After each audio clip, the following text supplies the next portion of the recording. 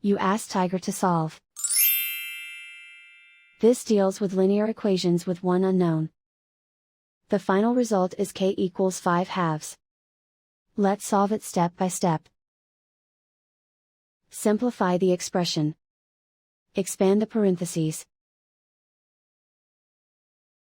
Multiply the coefficients. Simplify the arithmetic. Group all k terms on the left side of the equation.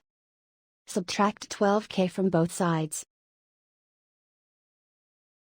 Group like terms.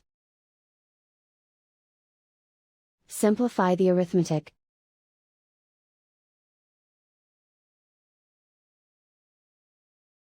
Group all constants on the right side of the equation. Subtract 5 from both sides. Simplify the arithmetic.